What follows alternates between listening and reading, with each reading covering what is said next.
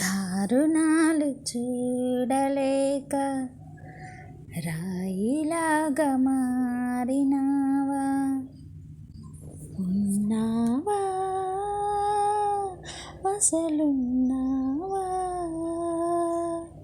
ఉంటే నిదురపోతున్నావా. కోపం, లోభం, అహంకారం ఇవే కలి లక్షణాలు. భక్తి, ధర్మం, నియమం ఇవి కలిని దూరం చేసే ఆయుధాలు.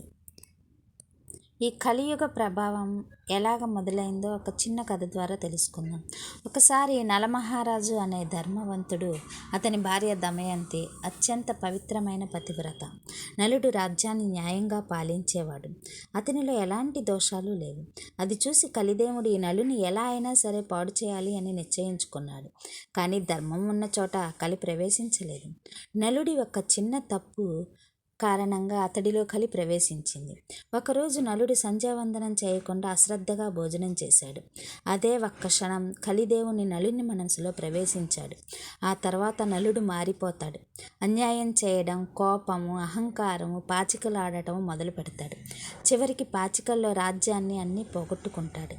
రాజ్యము పోయింది. అడవిలో భార్యాభర్తలిద్దరూ కష్టాలు పడుతున్నారు. ఒకసారి నలుడు దమయంతిని వదిలేసి అడవిలో ఒంటరిగా వెళ్ళిపోతాడు. దమయంతి మాత్రం భగవంతునిపై భారం వేసుకొని అడవిలో తిరుగుతూ, నా భర్త ఎక్కడ ఉన్నా అతనికి రక్షణ ఇవ్వండి అని ప్రార్థిస్తుంది. ఆమె పతివ్రతా శక్తికి దేవతలే కరిగిపోతారు.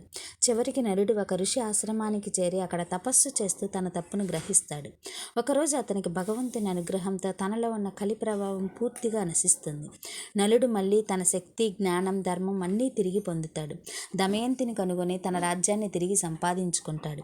ఈ విధంగా పతివ్రతా ధర్మం, తపస్సు, కలి వినాశనం జరిగింది.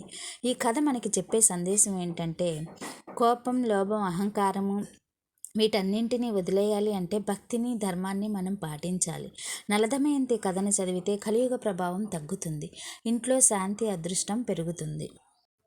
ఈ కథను ప్రతిరోజు ఉదయం పూట కానీ, ప్రతి గురువారం కానీ చదివితే మనసు సంతోషంగా, సుఖ సంతోషాలతో ఉంటారు.